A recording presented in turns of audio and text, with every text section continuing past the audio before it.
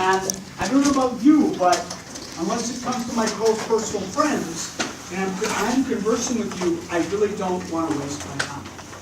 So, what do I mean by that?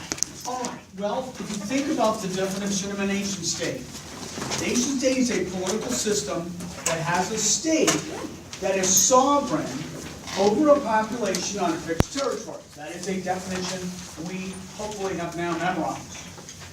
Within that, there are several key terms. State, set of political institutions for collective decision-making and implementation, right? And then there's another one, sovereignty. That state is sovereign. Sovereignty means final, ultimate authority over what?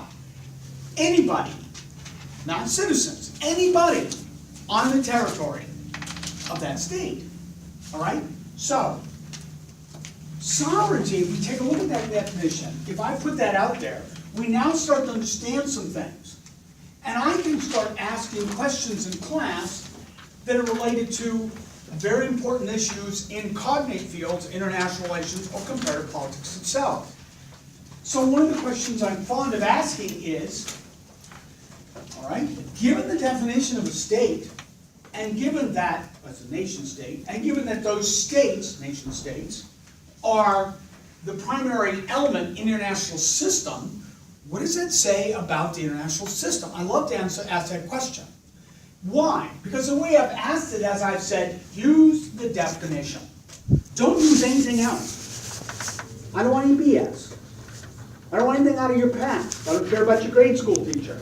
I want you to use that definition. So what do we have now? Now we have a clear and concise definition that allows me to ask questions about, well, what countries in the system are really not nation states? And we go, Taiwan. Why? Well, it's that last piece that we don't add, but it's an IR. It lacks international recognition. But what else? Somalia. Why? Not sovereign over the full extent of the territory. Okay? What else? The Palestinian Authority. Not sovereign. Israel is. All right? So now we know what we're talking about. We have a very clear conversation. But I can also extend it, and I can have a focused conversation with you, which is very important, about what does this mean for the cognitive field of international relations and the international system. And the bottom line is if all the states, nation states, are sovereign, there's no sovereignty in the system. There's none. Now, that's a very important point in and of itself, because it is the most central point, it is the most central concept, the concept of systemic anarchy, which doesn't mean lack of order. It means lack of central authority. Lack of sovereignty in the system. That's what it means. It doesn't mean there's no order, that's just chaos. That's chaos. Chaos doesn't mean we can't predict anything. And if we go back to the definition of political science, it's all about what? Well, it's about explaining why things happen, which allows others to predict. So that would render political science nonsense if we can't do that. You see the point? There was just nothing to study. There are no patterns. It's all chaos. Then we can be historians, and we can just study it on its own, without any reference to anything else going on around it, or how it might cause something later. Because it won't. It's chaotic. It can't. See the point? Now, all that conversation, every bit of it has been focused by definitions. And it's that kind of conversation that you're going to have at work. I hope you're listening to me here, because I'm going to help some of you really do okay at work, at your first job. They are not going to ask you questions related to your 6th grade history teacher and her position on the international system. I dare say they probably won't ask you any questions about the international systems at all. But what if they ask you about, unless you're in CIA or Defense Intelligence Agency or State Department, well then they might, or business, then I stand corrected. You may be asked about the international system. But they're going to ask questions based on definitions that are commonly known, conventions, and accepted at your workplace. And anything else that you say, you may take as genius, and everybody else in the room is going to go and vomit. You understand? You are going to single yourself out as a ditz. That's what you had just done. So it's really, really important to understand the importance of definitions, not just for definitional sake, so you know what you're talking about, but what you should be talking about, what the answers might be. Does it make my point? And I cannot say this enough. I've seen more careers dashed at the early stages from a lack of understanding of that than I can recount. And I saw that all the time in 26 years of intelligence work. People coming to the table who didn't understand the conversation because they didn't understand the definitional base of the conversation, and they just went off in tangents. Does that make sense? So it's really, really important, and it's not just important for science. It's important for humans to be on the same sheet of music, because without that, we cannot work together. You will discover that, you've already discovered that in the family life. There have to be some common understandings of things. They lead to common discussions. They're the conversations that your mom and dad and you guys had way too many times. You're tired of it. Welcome to the world. It's the way it works. So in international relations, we use the definition of a nation state. Then we talk about the definition of the system that's comprising the nation states and the relations between them, their interactions. And the first question we ask is, what does that mean for the system itself? Answer, anarchy. The most basic concept of IR. And it was the concept, as I told you, that seized control of the minds of men and women in the post-World War I era, and they, for whatever reason, decided that that was the problem. We had to get rid of anarchy. Because anarchy was the cause of war. Because an absent of sovereign, nation states have to what? Figure out some way where each of them is sovereign, which of them is going to get his way or her way. So ergo, war. That's what they concluded. I'm not saying that's a fact, that it is that way. I'm saying that's what they concluded. Yeah? They concluded anarchy was the cause of war. And if anarchy is the cause of war, what is the fundamental base solution based on all the definitions I just gave you? What any solution you give must ultimately have as a goal what? To get rid of anarchy? Right. And that means you have to do what? Get a state. What? A state. What kind of state? Nation state. We already got them. We have 186 of them. They're the problem.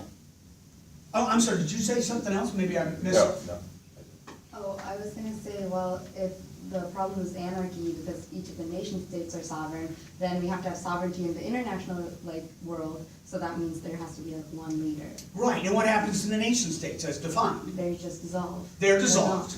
There are no nation states because they're not sovereign. And the definition of a nation state is sovereignty of the state. Bam! Gone. We got to get rid of it. You got that? That's pretty radical, folks. Okay? Now, therefore you have to come up with different approaches to doing that. Solution. So now the question is, what's the policy to get there? Period.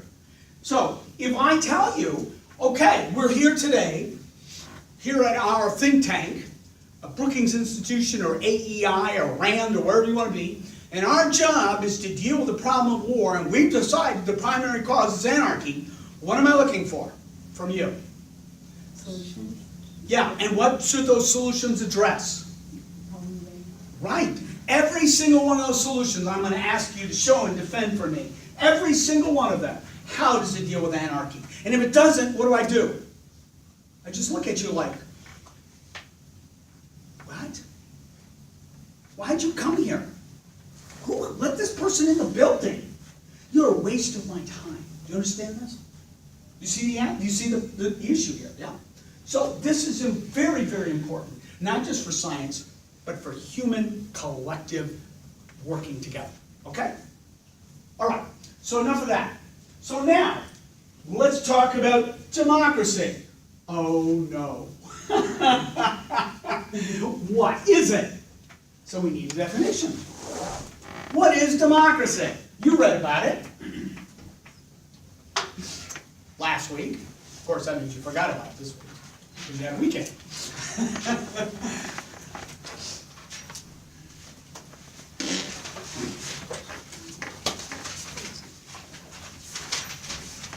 I'm trying to figure out some way to get a machine that will allow me to suck the brain cells out of your brains, which you're destroying with your, with your weekend activities. And you don't want them, so I wish to take them.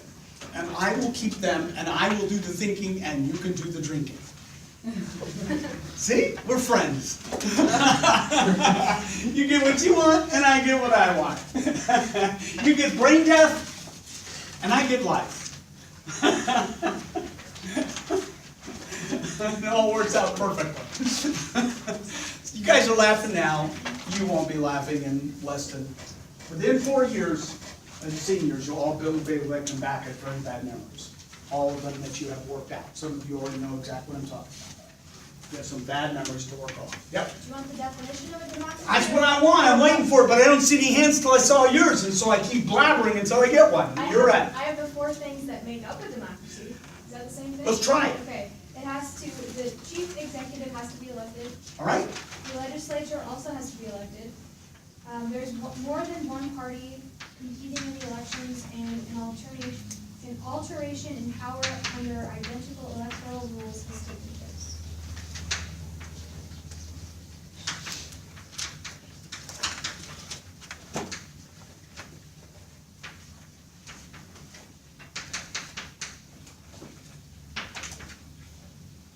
Okay?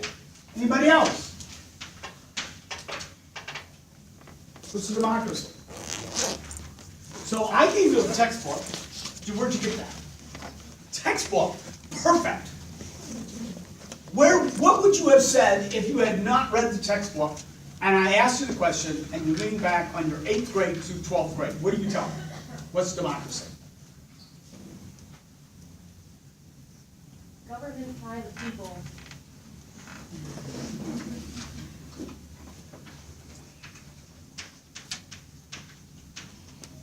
What else?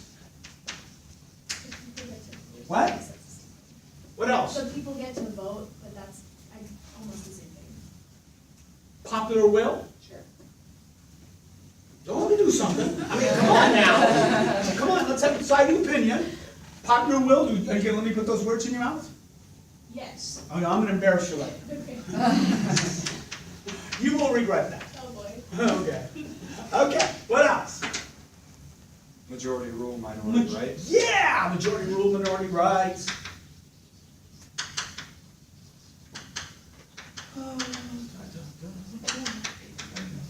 Civics 101. What else? This is what I'm talking about. You came to the meeting at work unprepared. This is your unprepared side. Here's your prepared side. Can that cancel out that? For you, because you're at the university, and I'm not a priest, I absolve all sins in the class. Here, a B is okay. Only here. Yes. Civics 101. No, that's it. Representative government? Representative government.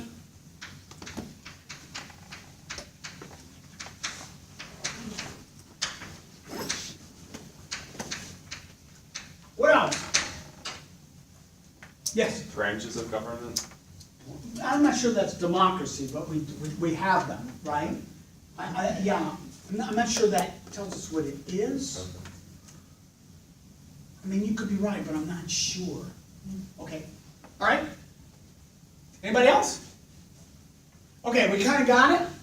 So government by the people, popular will, majority rule, minority rights, represent government. On the left, you got executive and legislative elected, multiple parties, and alteration of power as 1, 3, or 4 elements of democracy. Are there any other definitions of democracy from the book?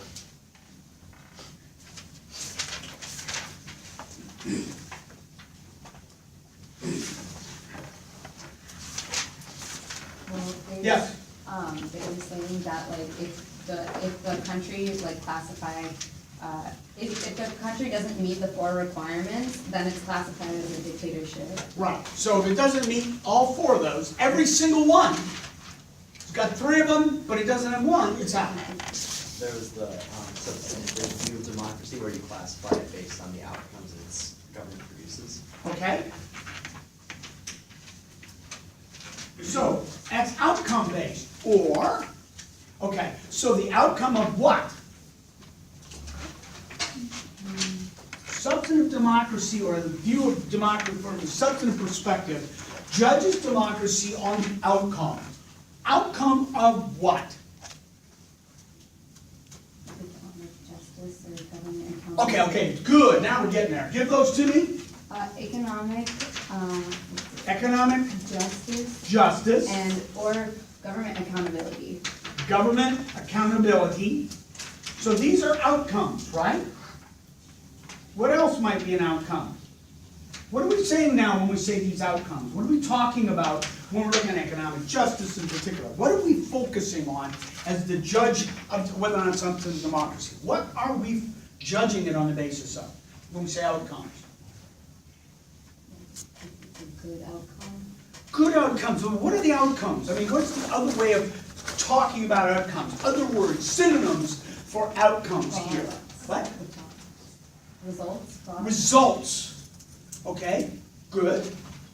Policy outcomes. Right? Distributive outcomes. We could have, say, if you don't have a national health care system, you're not a democracy. If you don't have freedom, the right to own a gun, you're not a democracy. Those are outcomes. That's what we're saying here. We are saying we're judging it not by the means, but by the ends. The means we would judge is whether or not we have procedures, and they're followed. That would be the traditional approach of rule of law.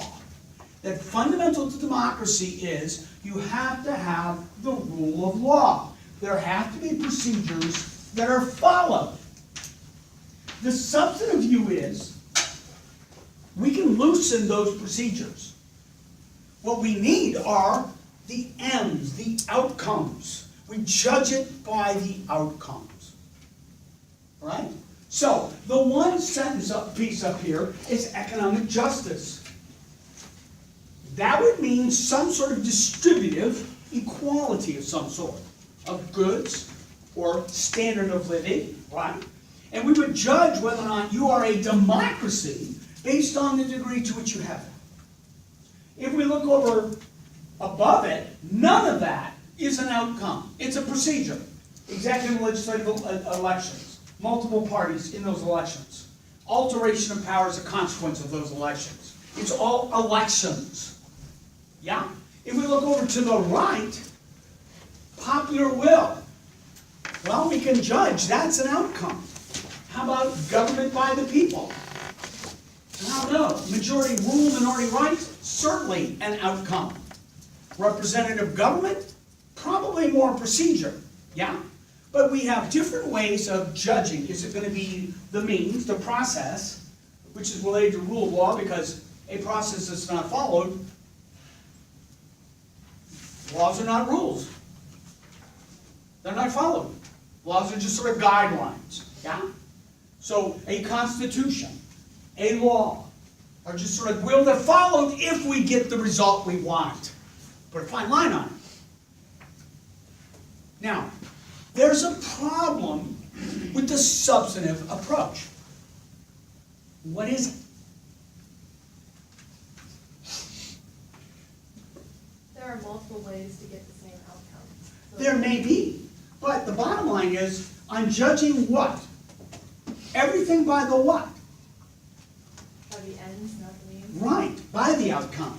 That's a problem. Why is that a problem?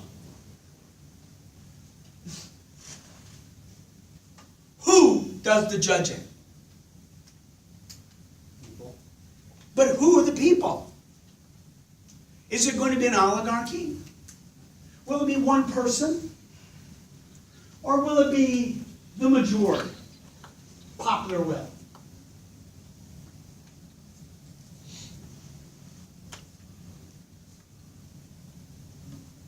Somebody has to judge whether or not the outcomes are correct, because we're not terribly concerned about procedures anymore.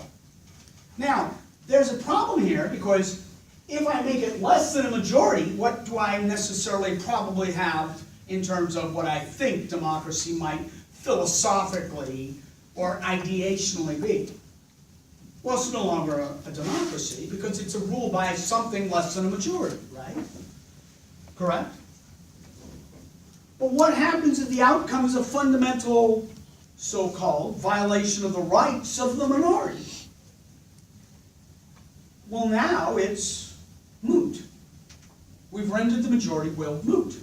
But the problem is, how do I know, and who will decide that?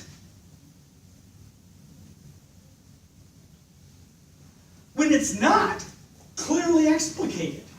It is not based on procedure. It is based on the will, the whim of the humans of the moment.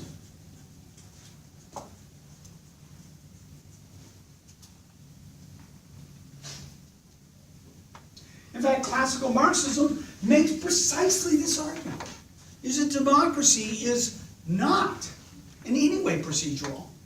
It has to be substantive, outcome-oriented, because it must meet the needs of the bourgeoisie, of the proletariat, and counter those of the bourgeoisie. And it doesn't matter if the proletariat's a majority or not, that's irrelevant. The fact is it must meet the needs of the proletariat. They had a problem in the Soviet Union prior to the revolution trying to figure out who was going to decide what that was. And the argument was, well, let the proletariat decide that. And many decided, then they come to the conclusion the proletariat wasn't educated enough to do that. So Lenin solved the problem. We, the party, will decide, and we'll tell the proletariat how to get there, and we will lead them. Perfect democracy, the Soviet Union. At least in that Marxist-Leninist argument, right? And it's never been applied anywhere in the pure Marxist formulation where the proletariat really got together and decided it. Could you really imagine that? How would the proletariat really do that? Gather them all together on the streets and ask them to raise their hands? Hope that they all have laptops and are interested enough on their weekends to sit around and listen to some debate and then vote on their laptop? You see the problem here? There's huge problems with the substantive approach. But there's a very much bigger one than that, which I will show you down the road. And that problem is, there's no guarantee there isn't even a majority will to begin with. That should be stunning to you. The notion of a majority will, well established in the philosophical, political philosophy literature, particularly at the time of the founding of the U.S. Constitution, and the debates about why we come and how we come out of the state of nature and we create a state. Not that that really happened, but that mythical moment, yeah? When humans decided they needed to work together collectively for whatever reason, in the Lockean sense, right? And all Hobbes with the violence and the state, certainly, but Locke was the bigger Locke was the bigger influence, okay? And his notion was we voluntarily do this, right? We set up these procedures so we can work together to get outcomes we can't get, right? He assumed there was a majority. And that's why it made sense to talk about, yeah, but if the majority violates minority fundamental rights, well, then we will not allow majorities to have the way. But there was an assumption of a majority. We now know that is a false assumption to make. All right. So, what I'm saying is the notion of a popular will, majority rule in particular, related to this notion of outcomes and some sort of economic justice or outcomes, whether or not you have this or you have that, is ephemeral. Because ultimately, in reality, it leads to rule by few, which is a direct violation of what it's supposed to promise us. The rule by the majority. It cannot help but do that. So what are we saying? Nice ideas, worthy of debate, great for sitting here thinking about how do we make our democracy more perfect and stuff like this, but utterly useless as a term to help us to classify what is a democracy. So we can't be outcome-based, or substantive. We're going to have to be what procedurally debate. We're going to have to work on what are the rules. And one set of rules right there focuses on elections. Right out of the book. What's your name? Allison. Allison. She gives us this one, right out of the book. It's all about elections. Now, this actually is rooted in a definition put together by Joseph Schumpeter. I believe he's actually cited in the book. Joseph Schumpeter talks about democracy. He says, democracy is a political system that is defined by two necessary and sufficient conditions. Two necessary and sufficient conditions. What does it mean when I say that conditions are necessary? They have to exist. And if they don't, It can't be that, it whatever can't it be is. what it is you define it to be. So they have to be. Now, what do I say? They're sufficient. Yeah, it must meet the minimum requirement. Nothing else is necessary. They are necessary and nothing else is. This is it. All right? And the entire definition focuses on two conditions. Both focus on elections. One, there's a contest for political office, if you will, state positions.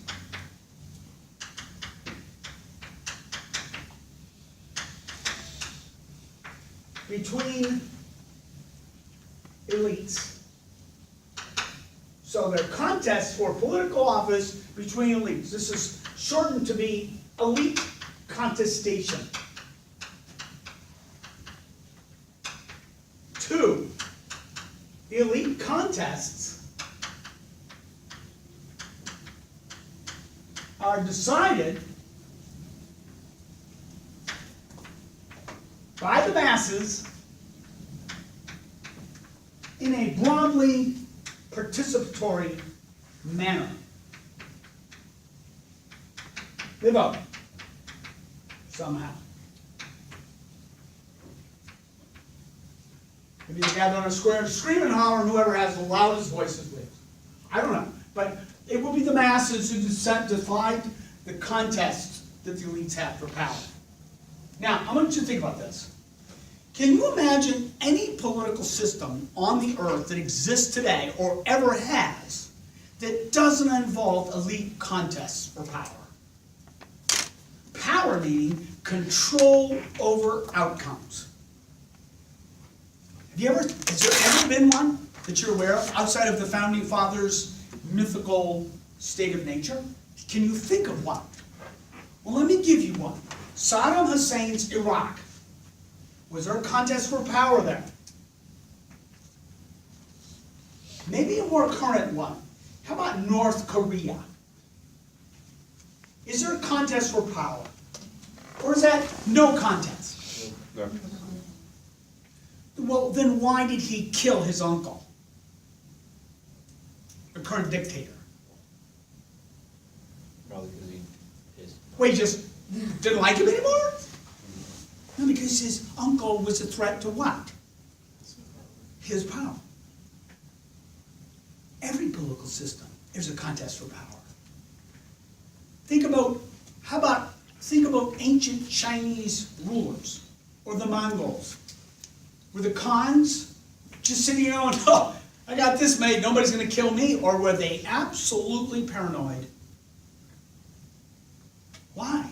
Contest for power. Somebody's going to move them aside. How about Stalin?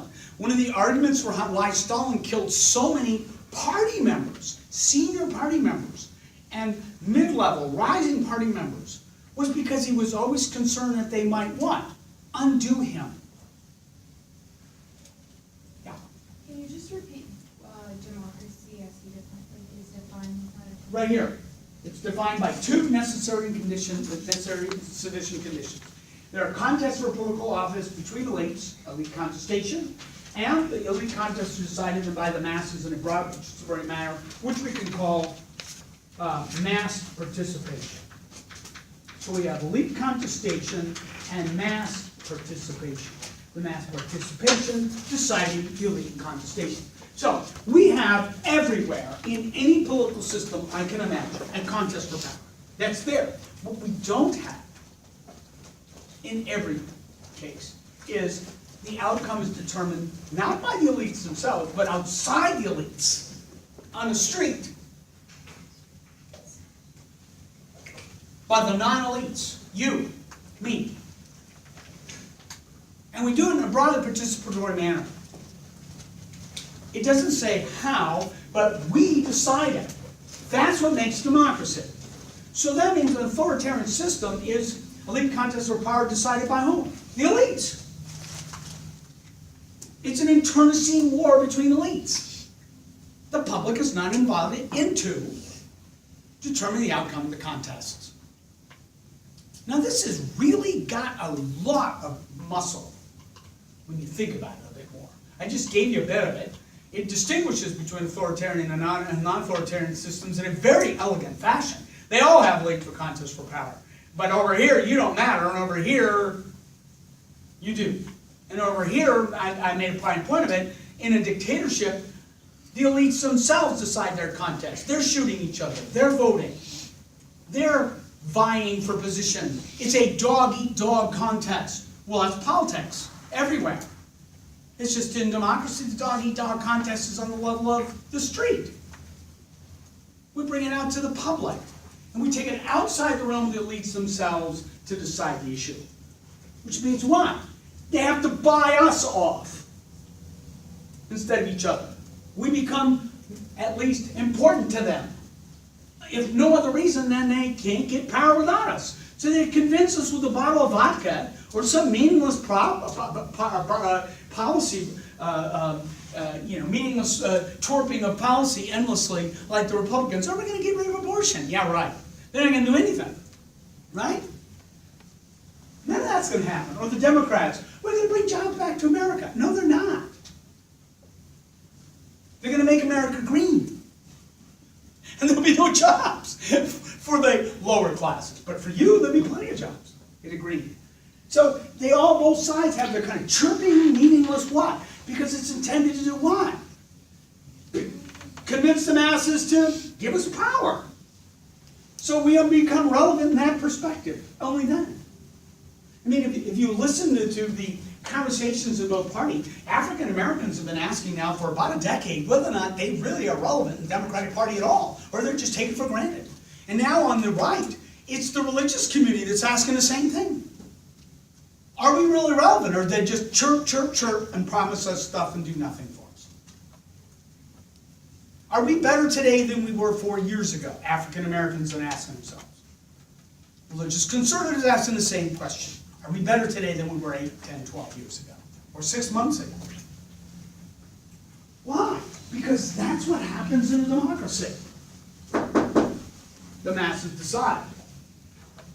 So therefore we understand the elites, if they're going to win, they're going to have to do what? Appeal to the masses. What else would they do? So all of a sudden now, we're starting to get into democracy by way of the definition that we have here. Yes? Now let's think about this. Let's think about Articles 1 and 2 of the U.S. Constitution. Let's just think about those. And are there elements there that are necessarily have to be in place in order for this definition to be meaningful in the least? And the answer is yes, there are certain elements of it. One is not the right to a gun. I would love people to say that for the NRA's sake, but it's not. There's nothing about a gun that makes for elite contestations or the public being able to participate. You'd have to really stretch that argument to do that. But I don't have to stretch the argument at all to get at some of the other rights that we commonly speak about. Because without them, it renders the whole notion of public participation in elite contests a charade, literally, which is enough that the Marxists tell us it is anyway, beginning with Lenin. So, what are those rights? What must be there? Free speech. Yeah, I mean, how can they talk to the masses? What are they going to offer the masses, right? Is there going to be a real contest if there's certain things we can't talk about? So we rendered both elements. There are elites that can't compete because they can't speak, and none of them can talk necessarily because we don't know when they can or when they can't once we get rid of freedom of speech. So it's absolutely essential to the entire notion of elite contestation and mass participation to sign those elite contests. Have to have freedom of speech. What else? Totally, because that's right there. I mean, we're talking all day long, but nobody's going to hear it. Of course, nowadays, it doesn't matter because we have what? Social media and the internet, which has destroyed the whole of the press. So I don't know, but at least freedom of communication, right? What else? Assembly. Freedom of assembly, yeah. Yeah, you can talk about it, but you can't get together to talk about it. Okay, exactly, yeah. So there's some of them right there that are absolutely essential to this. See what we're doing now? We're seeing that we have what's called an elegant definition. It's elegant. Why? It's pithy. What's that mean? It's short, right? But it's elegant because it captures so much. That's elegance. Elegance is simplicity that captures enormous complexity. That's elegance. That's what we mean by the word elegance, okay? All right, there we are. Now, that is a very focused definition on elections, and it brings in the publics, but it's not the only possible definition out there. Is there another one in the book?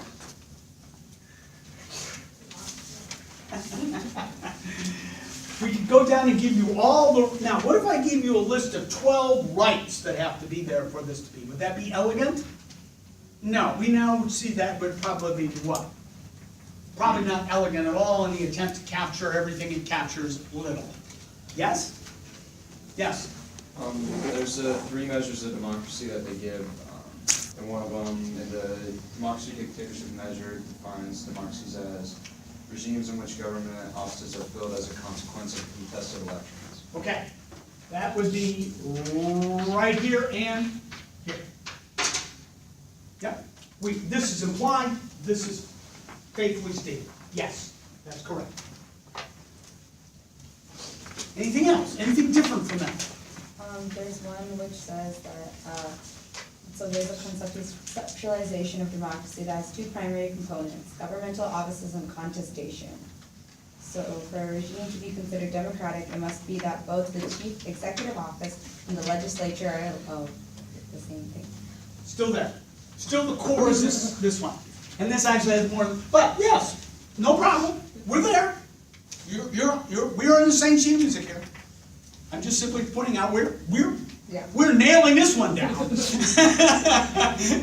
Yeah. What are the freedom houses? Okay, what's that one?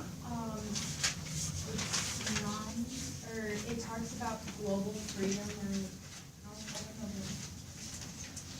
Yeah, this would be a list of rights and political like liberties. the electoral process. Yeah, you have to have an electoral process. Political birth You have to have a free press. and participation. Right. I think it's still all right there.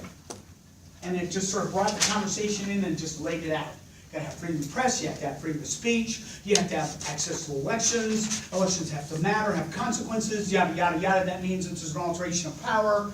See what I'm saying? And we elect those offices that are fundamental to the state, right? They're collective decision-making and implementation, right? They control that. All right? Yes. All right. So we have, it appears, so far, one definition. Is there anything else in the book? Now, Joseph Schumpeter. Well, I talked to you before about paradigms. Remember what a paradigm is?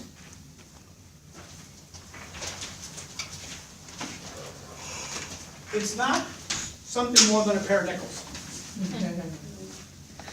A pair of dime, a pair of nickel, a pair of quarter, a pair of dollar. Yes? It's a worldview, What? a paradigm. It's a worldview. It's a broad worldview, right? Okay, so international relations, the major paradigm starts with the notion that we have nation states as defined. As a consequence, because of the system comprised of those nation states international, the primary condition of the system is anarchy. Because of the the fact that nation states have different interests, right? What we have is a struggle for power as nation states try to achieve their interests within anarchy. Realism. Worldview. If you have that worldview, you look for what? Conflict. Conflict of interests, right? You look for difficulty of achieving cooperation. Yeah? You look for lots of discussion around how do we get away from conflict toward cooperation. It imbues you with a worldview that you start looking at things, not as a scientist, but as a practitioner or just as a human being, if you understand the world in those terms. There are other ways to understand the world, right? All right, so it's a paradigm. All right, this Schumpeterian notion comes out of a paradigm called behavioralism. And behavioralism emerges in the immediate aftermath of World War II, which I talked about the time of Hans Morgenthau in IR saying, we need theory, we need science, okay? The response in comparative politics is behavioralism. So one half of that response is, here's science. So the behavioral revolution, as it's called, was to turn to science in politics, in political science. And that's when we started naming ourselves no longer departments of government, but departments of political science. And we actually physically adopted the term, we moved away from the term of government, or departments of politics, or departments of international relations, and began to call ourselves departments of political science. It was a well thought out, meaningful debate that led to the conclusion, we are going to turn to science. And that was a part of the behavioral revolution, about half of it. The other half, though, was, what is the paradigmatic view we have of the world? And the behavioral revolution introduced very simple paradigm. As not quite as simplistic as the one that dominated IR during the interwar period, idealism or utopianism, anarchy is the cause of war. That's it. But it's almost that simple. Okay? Behavioralism says, all right, humans act in accordance with their values. So this opens up a huge, huge industry called public opinion polling. Gallup comes out of this era and is with us today. You see it all the time. What are we looking for? Indicators of values, surrogates of what might be related to values. But what do we generally focus on as sort of our unit of analysis? Well, we survey the individual. It's not really the individual we're concerned about, it's the group they're a part of. We begin to assume that it's not individuals, but it's groups. That those groups are informed by common cultures, which is something that in our era really feels good because it's the jingoism of the last decade, culture. And so culture this, culture that, multicultural diversity this, multicultural diversity that. What that does is, it then necessarily gives us a mindset that says if we're going to do science, we see you as an artifact, a relic of your group. We don't study the outliers, we study the group. And so we miss important questions. So we say, for instance, women vote Democrat. Well, what about those who don't? Shouldn't we study them? Well, strangely, we don't. You know? And so we have these predispositions towards groups, and we focus on that group. Yeah? We say, the LGBTQ community is a rising community that's solidly democratic. Really? All LGBTQ people? What about those who are not? Again, similar to the women thing, but it's the same thing. We just assume you are a product of the group. And we don't look at the outside of that unless it just turns out, well, what we thought was true about the group is not really true statistically.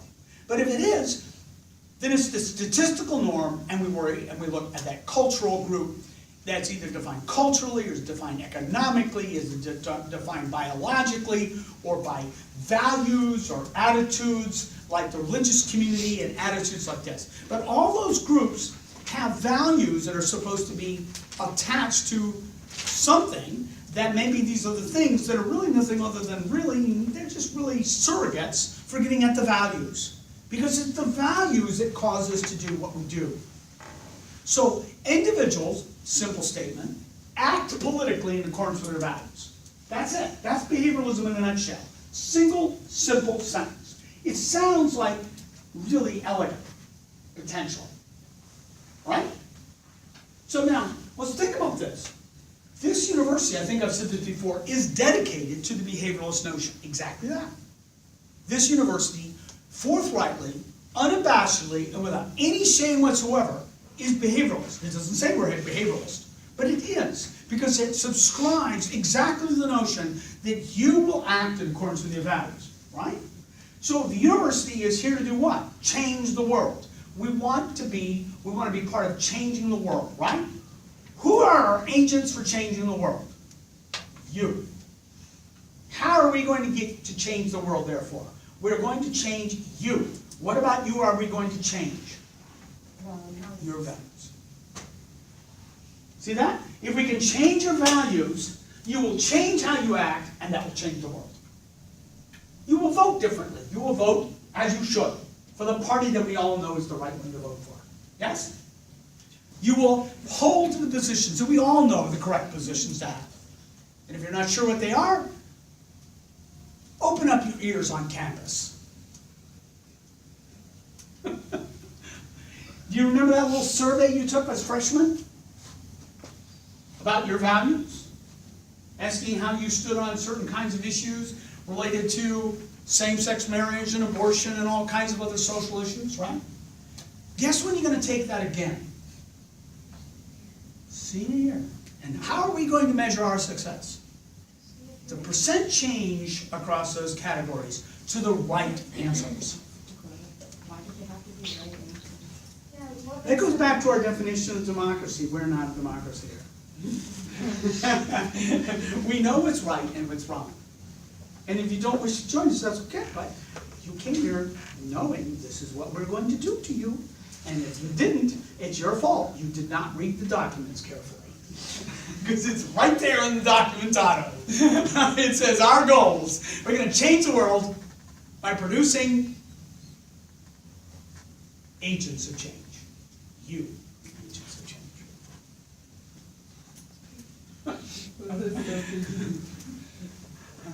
And just think about it. I mean, seriously. I mean, there are certainly certain sacrosanct, issues around here. I mean, there are certain kinds of issues that you cannot take on. You cannot. There are certain kinds of things that are fully funded by the institution. Now, you can sit there and say, well, that's bad. Go to UNL. It'll be the same. If you think it isn't, you're crazy. It'll be the same issues, by the way. All right, so it's behavioralism, though, in a nutshell. I belabor it so you get the idea. It's a very simple notion. Is it true? Is there evidence of that? Well, I don't know. But why do we take public opinion polls then? What are we trying to get at? What do we hope to get from public opinion polls? People's values. Right. We want to know the distribution of values, right? And what's the one thing we're anal about? The one statistic about that distribution. The mean, the median, the average, or the majority? The majority, right? And what is the assumption? Well, behavioralism tells us what?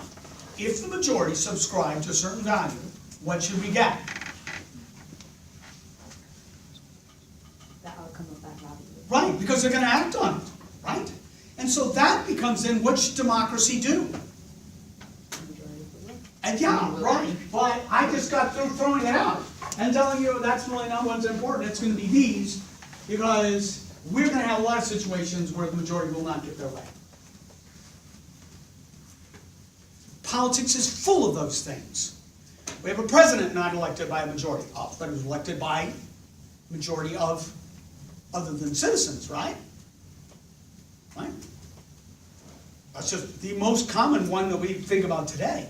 But we sit here and we wonder, right now, the majority sentiment has shifted in favor of pro-life. You don't have pro-life legislation. Have you checked? I haven't seen it yet. The majority is shifting against gun ownership. Do we have gun control across America yet? Does anybody think we're gonna have it? So it seems that majorities and the simple notion that they're gonna act on it doesn't really give us much power anyway. And so I sit here and I go, but, all right, but Schumpeter is a part of this whole thing. This is all kind of behavioral. Why? Because they're gonna promise that you're gonna act on your values and they're gonna respond by voting for you because you can act on your values. But it doesn't really matter because they probably won't, so see the problem? I'm sitting here going, behavioralism seems to be very, very powerful, and yet it sort of like falls apart, not only on the edges, but starts falling apart at the core. And it actually gets worse. So if some of you want to know what my preference would be, it would not be for the paradigm of behavioralism. I am not a behavioralist. I'm not a culturalist, and I'm not a group therapist or a group whatever. I happen to think that you're individuals in my science. So therefore, what I'm interested in is the individual. I aggregate individuals, not within their cultural group to figure out how this group is voting, but how many people are voting this way or have this value. And I don't really care if they're LGBTQ or what they might be. I could give a shit. I just need the number. And then I need something else that they ignore altogether. And that is what those elites are contesting over: political office. I want to know what are the institutional designs, the procedures. Ooh, we're getting away from outcome substance way back into procedure. What are the procedures by which we count your vote?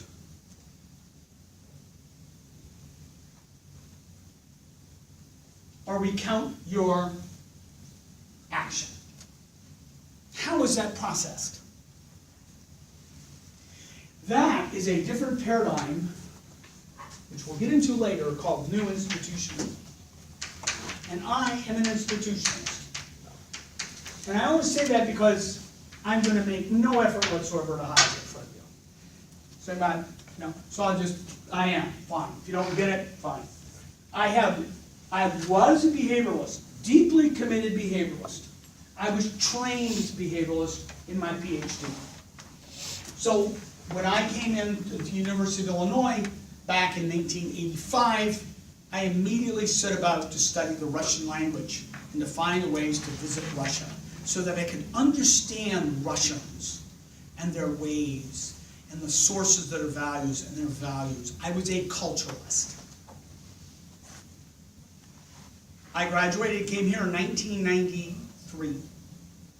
By 2000 to 2003, I was moving away from culturalism, from behavioralism. Why? We'll get there. No theory. No meaningful guide to questions and question answering or raising questions. I found myself intellectually dying.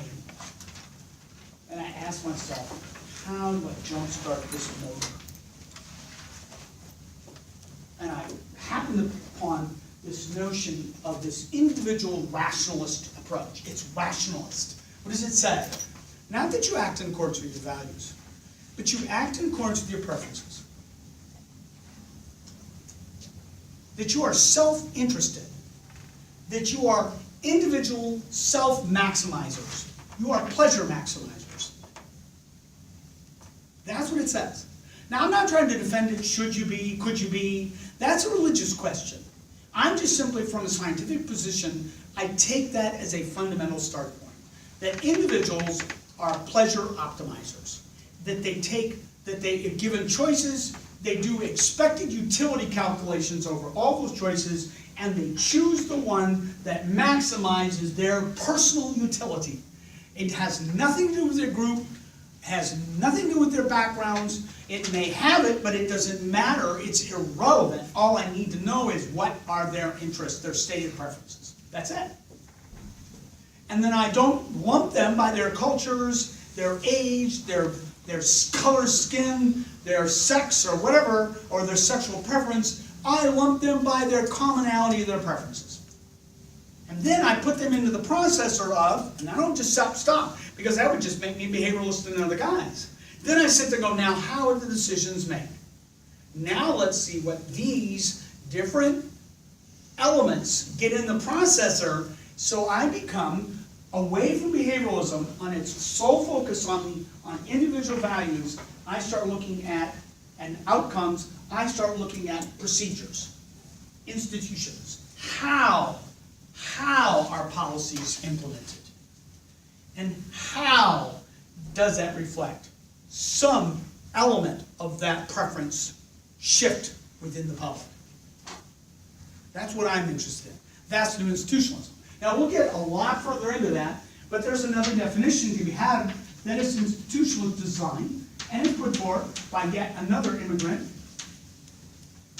Schumpeter, I believe it was German, and Przeworski, Adam Przeworski is Polish. Okay, now, Przeworski tells us that democracy also has two necessary and sufficient conditions. Cool? Okay? It is a political system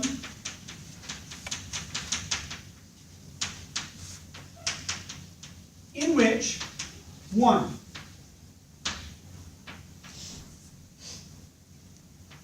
the rules are certain, the outcomes are uncertain. Wow. What does that mean? What do I mean by the rules? The rules are the procedures. What are those procedures? They are the procedures that define the state. They are the institutions that define the state. They are the procedures by which policy is made and implemented. So, in a democracy, those rules have to be certain. What do we mean? They are inviolable. They can be questioned in terms of, well, maybe we're not getting the outcomes we want to have, but we do not ignore them. We do not violate them to get outcomes we want. We cannot. That is not democracy, because it violates the premise of rule of law, which is the foundation of Western culture itself. It's probably the greatest, I would argue that the greatest political contribution the West has made to the world is the notion of rule of law. I'll come back to that in just a minute and try to make the case why that is very quickly for you. Now, but when we follow the rules, what we get is not certain. Now, that doesn't mean we can't predict it. If we couldn't do that, then I have no role, because my job is to predict it. But what we mean by uncertainty is no a priori group, no institution, no person, no oligarchy determines ahead of time, outside of those rules, what that outcome's going to be. It's not predetermined.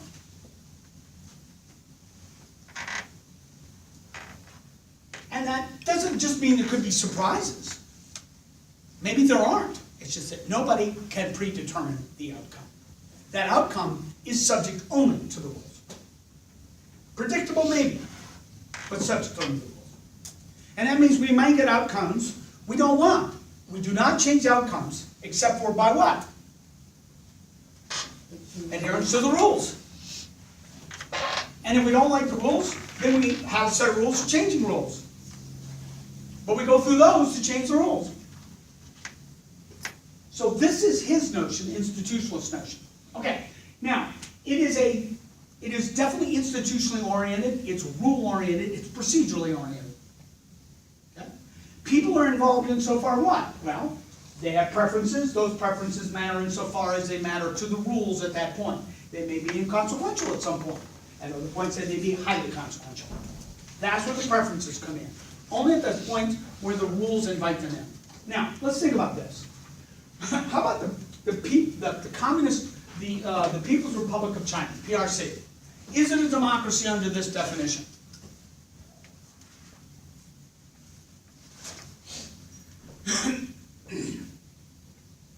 Yes, would be. Say what? Even they have like a set of institutional rules that are, even Okay. though it's not necessarily directly controlled by the masses, the rules are certain. Yep, okay. Are the outcomes uncertain? Or are they preordained? They are preordained by the Communist Party of China. And furthermore, if the rules of the government outside of the state, outside of the party, all right, end up with an outcome they don't like, we just change it. So those are not certain either. How about Iran? The theocracy of Iran, the Islamic Republic of Iran.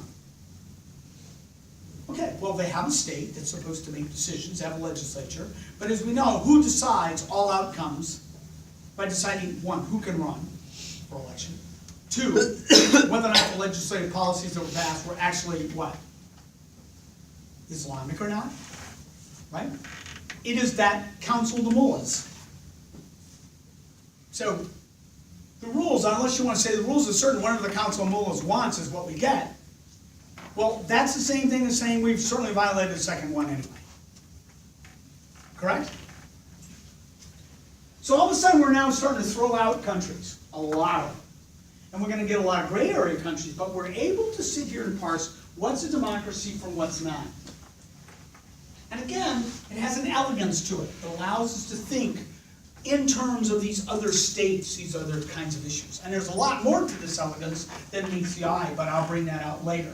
In fact, this is unfortunately, not such an elegant paradigm, but in terms of its sweep of what it can pick up, it is enormous in its power to suggest questions and to suggest answers to questions. Absolutely enormous. All right, so let me talk to you about the rule of law, which is this supremacist one. So, in the aftermath of the collapse of the Soviet Union, one of the Baltic republics, Lithuania, became an independent state. And the three Baltic republics, Estonia, Latvia, and Lithuania, had always been historically, much more oriented to the Catholic and Protestant West and to Western Europe to begin with than had been the Russian state and Ukraine, at least the eastern part of Ukraine. The western part, historically, it's been divided and so on. All right, so there was a very big cultural divide between East and West in the Soviet Union itself, between the Baltic states and the rest of the Soviet Union. And then another one when you got down into the Islamic Central Asian states, as well as Azerbaijan down in the Caucasus. So there's a big divide, there's a cultural divide across that country, which became very evident in terms of the return to the West in Lithuania. And that's what they called it, the return to the West, all right? So that was spelled out one day in an incident only 3 years after the restoration of independence in Lithuania. It was about 1996. Something happened on the street of Lithuania that, if it happened in Russia, wouldn't have been in the news at all. What happened was this. There was a crime committed downtown, which is a heinous crime, an act, involving, I believe, a weapon, and the police were in hot pursuit of the perpetrator of the crime. In the function of the pursuit, a rather old woman was crossing the street and they ran her over and captured the individual whom they then jailed. What was unthinkable in the Soviet era and unthinkable in Russia is what happened in the immediate aftermath of this. There was a public cry of outrage against the police. They would have rather the police failed to apprehend the criminal than to have killed the old woman in the apprehension, the process of the apprehension. The police put forward their defense, which was the Soviet era defense. We are agents of the state. We are immune to laws that affect the public. That is not the rule of law. That is the antithesis of the rule of law. They were found guilty and jailed for life. This was an amazing shift. It was not a shift, it was an expression of the cultural sort of notion of the rule of law of the West. If the same thing had happened in Moscow, in fact in Moscow it happens every day, nothing would happen to the police officers. One of the things I used to do was take students to that part of the world. We would go to Lithuania because it's comfortable, because you can understand it in the Western mindset. It's still uncomfortable in terms of at least still challenging, because they are 50 years behind in that implementation. For instance, on things like just women's rights or same-sex marriage or things like this, okay? While they're now in hyperspace catching up, they were not in the 1990s and early 2000s when I was taking students over there. They were very, very, very, some would say retrograde, let's say. Certainly not progressive. Absolutely not progressive at all. So it was a very good opportunity for students to be challenged. But then what we would do is we would take a trip to Belarus, right next door. I wanted to get to Moscow, but it's too far, it's too many legs to go. We did it once or twice. But we went to Belarus. And I would always tell the students, I would give them this rule of law lecture. And I would tell them, the first thing that's going to happen to you, and let me tell you what I would tell them, and this is what would happen to each one of them. We will arrive at the train station. You will get off the train.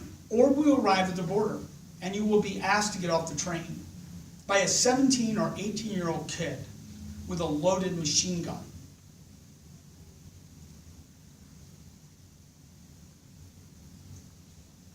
He is the law. And it doesn't matter what you think the law is, or what the written law is, or what even the constitutional rights of Belarus gives you. He is the law. And he decides what will happen to you. Just do what you're told. You have no rights. Do not protest your rights. He is the state. Get that? It's a remarkable moment. It is a shattering moment for people. And I think it's an important piece to experience that, what that means. The rule of law that's talking about here is, what is being constrained? The state. By what? The methods, the rules, the procedures. And the outcomes. Okay, so we have now two choices of definitions. Both of them capture a lot within them. I'll show you more on the one on the left later, as I said. But they are different paradigmatically. But they describe what is, as opposed to what should be. Because they were both taken from an analysis of what is. What was in terms of public values, and then what is in terms of institutional design. What does democracy look like? And so we run away from this notion of this quackery that biology would never let us do. We would look out the window and go, I don't see any rabbits. And you said, the field is loaded with rabbits. No, there are no rabbits because they're all gray, nasty, and they're shitting all over the lawn, and they won't come jump in my lap. They are not rabbits. I know what a rabbit is. Trust me on this. I know what a rabbit should be, and if it isn't a rabbit. Well, that's how Marxists talk about democracy. Okay? They talk about democracy, and we know what it should be. Well, good. And you can see all of the nightmarish results of their efforts, which I have studied for all my life in my adult life. Not a one has worked out well. The latest one is falling apart in Venezuela. All right. But if you like those, go there. You can stand in line for toilet paper. I did that in the Soviet Union plenty of times. I've had enough of it. I don't want to go back. And neither do the Russians. By the way, that's the last political system they want. They like dictatorship, but not Marxism. And the reasons what they wanted to care, we'll get into that. Okay, so here we are. We've got these two. Now, let's take a look at page 213 of the book. And I invite you to bring your books. I failed to kind of make this 20, but now I do. Please do bring your books in the future. So go to page 213, 14, and 15, right? So what we're going to talk about is, how do we get democracy? What is the cause of democracy? In this chapter you read was the economic determinants. Okay, these are economic causes. Now, what is the predominant method in the canon of research for establishing causal arguments in the social sciences and political science in particular? Well, it's on pages 213, 14, and 15. What we do is we get a database. And you will recognize this from my lecture, hopefully. We have a set of observations in an Excel spreadsheet in table 6.7 on page 213. Table 6.7. You have a snapshot of the database You got observations. Those observations can be individuals or they can be countries. In this case, it's going to be a country because we're interested in democracy. We have some y variable, which is probably a measure of democracy, and some x, which is the cause of democracy. We turn now to table 6.10 on page 214. I guess what I was looking at was table 6.7. Now, table 6.7, now we go to figure 6.10, page 214. Now what do? We plot them. And we fit a line through them. That's my lecture from the other day. Now we go to page 215. Now what do? We do a statistical analysis of the results of the fitting of the line.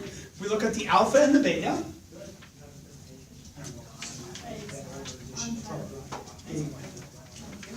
So the older editions don't have it. All right, now what we do is we now interpret the alpha and the beta, and we're able to interpret whether or not they're statistically significant. If you went across the river, would you bet on it? Good idea. And if you did, what are the odds of being wrong? That's what we're going to do. And we establish, well, we want to have an odds of at least 5%. We don't want anything higher than 5% of being wrong. I would say that's really not good, but that's a social science norm. I like it when it's the chance of being wrong are less than 1 in 10,000. Like those odds? Now I'm willing to put my money on the table. But 1 in 20, my money means a lot more to me than that. And so does my social science, right? But the standard is 1 in 20.